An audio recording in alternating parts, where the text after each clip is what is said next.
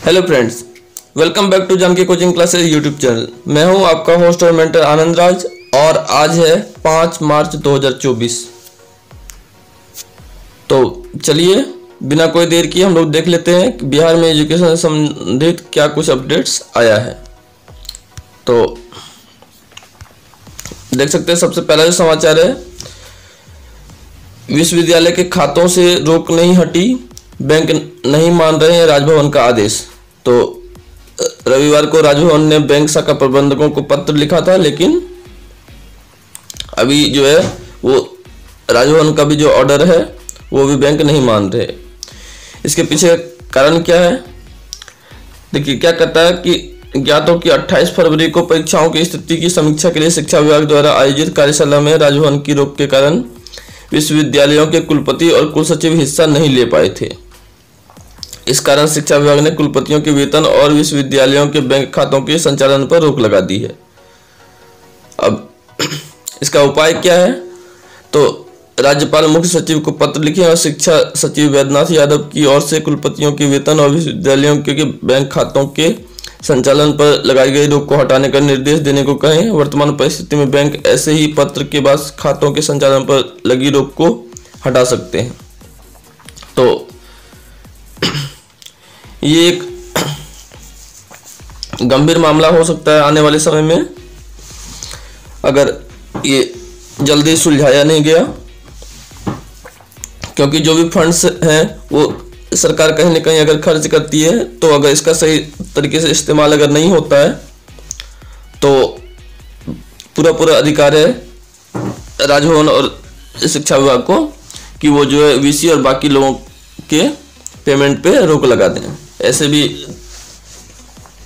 देख ही सकते हैं कि बिहार में उच्च शिक्षा हो या फिर उच्चतर शिक्षा हो, दोनों ही जगहों पे एग्जाम और रिजल्ट जो है ऑन टाइम बहुत बार बहुत सारे कॉलेज और यूनिवर्सिटीज में नहीं रहता। और इसके बारे में राज्यपाल ने कई बार जो है यूनिवर्सिटीज को आगाह भी किया है। तो अपने कार्यशैली में भी बदलाव और बेहतर करने की ओर जो है उन्मुख होने की जरूरत है। अगले समाचार की ओर बढ़ते हैं। सीबीएसई 12वीं की परीक्षा, भौतिकी में थ्योरी के सवाल आसान, न्यूमेरिकल में परेशानी। तो जैसा कि देख सकते हैं, सीबीएसई 12वीं की भौतिकी विषय की वार्षिक परीक्षा सोमवार को हुई। परीक्षार्थियों ने बताया कि प्रश्न एनसीईआरटी से थे लेकिन कठिन थे। लोयोला हाई स्कूल परीक्षा केंद्र पर कुर्जी के परीक्षार्थी आदित्य कुमार सिंह ने बताया कि शॉर्ट आंसर के प्रश्न सबसे कठिन लगे। प्रतीक मिश्रा ने कहा कि मल्टीपल चॉइस क्वेश्चन को हल करने में समय लगा। सभी विद्यार्थियों ने ऑप्टिक टॉपिक से आए प्रश्नों को सबसे आसान बताया और न्यूमेरिकल बनाने में थोड़ी सी समस्या हो, जबकि थ्योरी के भाग आसान थे। अगली परीक्षा गणित की 9 मार्च को होगी और कुल 33 प्रश्न पूछे गए थे जो 5 भागों में थे, जिसमें से कि 16 मल्टीपल चॉइस, 5 प्रश्न very short answer, 7 short answer, 3 long answer और 2 केस बेस्ड प्रश्न थे। इलेक्ट्रोस्टैटिक और करंट इलेक्ट्रिसिटी से 16, मैग्नेटिक इफेक्ट ऑफ करंट्स और इलेक्ट्रोमैग्नेटिक इंडक्शन से 17, इलेक्ट्रोमैग्नेटिक वेव्स और ऑप्टिक्स से 18, dual nature of radiation and matter और एटम एंड न्यूक्लियस से 12 और इलेक्ट्रॉनिक डिवाइसेस से 7 नंबर के प्रश्न थे। उन्होंने यह भी बताया कि प्रश्न पढ़ने के लिए 15 मिनट का समय दिया गया था, जो काफ़ी अच्छा रहा।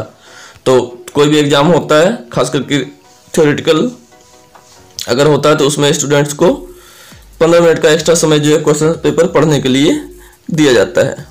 तो पहले से उस समय का यूटिलाइजेशन आप क्वेश्चन को पढ़ करके और अच्छे से माइंड में एक मैप बना सकते हैं कि मुझे जब लिखना शुरू करने को कहा जाएगा तो किन प्रश्नों को किस तरीके से हल करना, मतलब एक अपना स्ट्रेटजी जो है बना सकते हैं 15 मिनट के अंदर।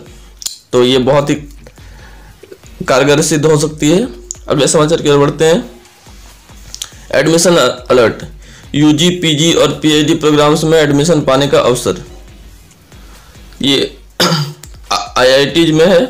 देश में 23 भारतीय प्रौद्योगिकी संस्थान यानी आईआईटी में से 4 institutes, IIT Madras, IIT Guwahati विज्ञान विषयों के लिए विशेष, आईआईटी खड़गपुर और आईआईटी गांधीनगर शैक्षणिक सत्र 24-25 के लिए टॉप क्लास रिसर्च प्रोग्राम्स में एडमिशन के लिए आवेदन आमंत्रित कर रहे हैं। योग्य उम्मीदवारों को यह संस्थान आकर्षक फेलोशिप भी प्रदान करते हैं।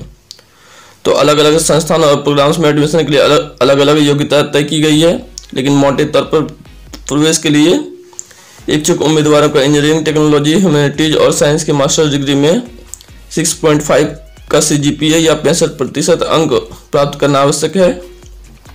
MBBS, BDS, MDS और BHMS पूरी कर चुके अभ्यर्थियों के लिए यह स्कोर 60% या 6 CGPA तय किया गया। इसके अलावा GATE, UGC NET, CSIR, ICAR, ICMR, DST, INSPIRE के स्कोर पर भी ध्यान दिया जाएगा, हालांकि यह आवश्यक नहीं है।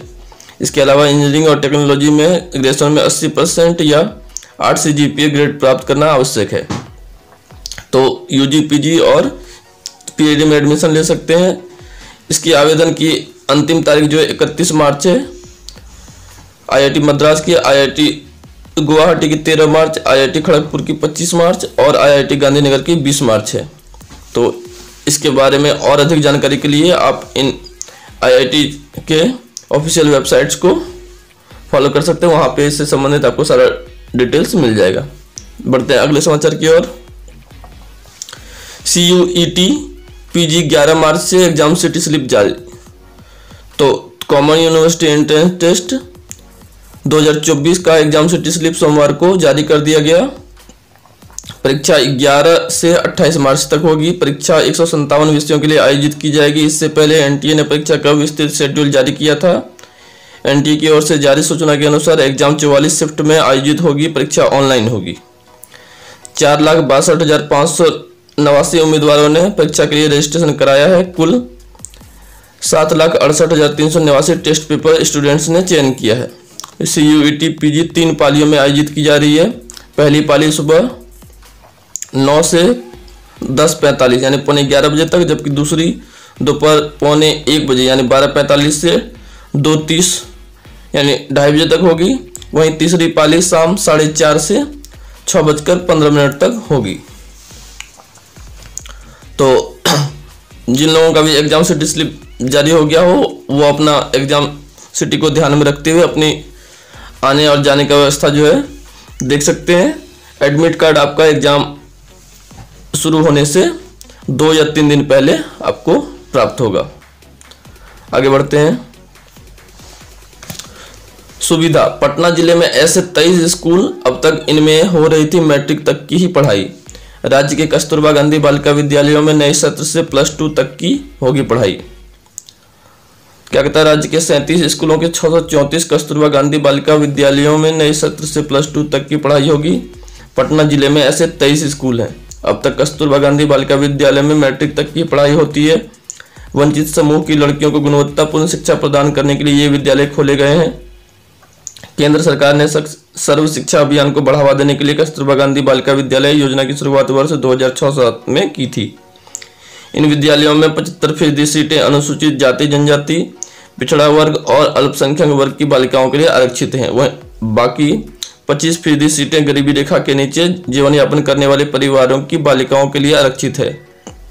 अगले सत्र 24-25 से इन विद्यालयों में +2 की पढ़ाई प्रारंभ होगी। इसके लिए शिक्षा विभाग के स्तर से कार्य योजना बनाई गई है। इससे पहले विद्यालयों में आधारभूत संरचना को दुरुस्त किया जाएगा।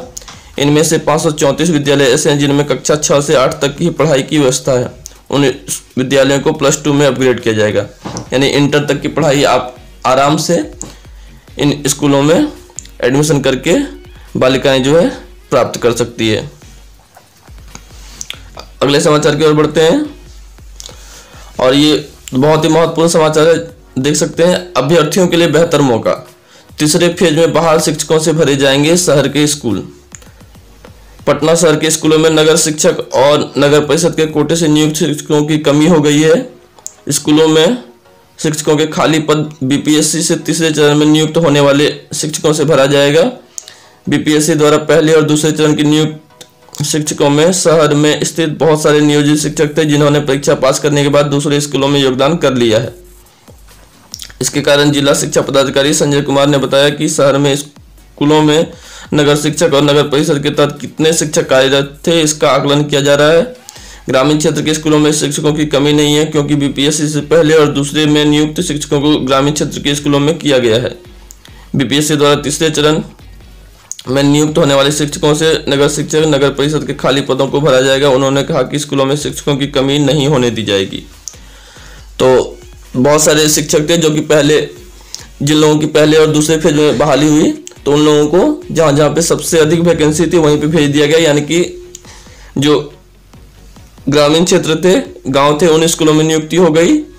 तो शहर के जितने भी, और ये सिर्फ पटना के लिए नहीं है बल्कि बिहार के जिन 38 जिलों में गांव में जहाँ जहाँ पे शिक्षकों की पूर्ति हो गई है, वहाँ पे अब शिक्षक नहीं है। तो अब जो चौथी बहाली आने वाली है अगस्त में, तो उनको भी जो है शहर में या उसके आसपास में मौका मिल सकता है पढ़ाने के लिए। तो इसके लिए जोर शोर से तैयारी करने की ज़रूरत है। तो ये आज के कुछ मुख्य समाचार थे जो कि बिहार में शिक्षा जगत से जुड़े हुए थे। तो आई होप कि ये जानकारी आपको पसंद आई होगी। यदि जानकारी अच्छी लगी हो तो इस वीडियो को लाइक करें, इसे शेयर करें और हमारे चैनल को सब्सक्राइब कर लें, ताकि ऐसे ही समाचार आपको मिलते रहें। मिलते हैं अगली वीडियो में, तब तक के लिए अपना ख्याल रखिए।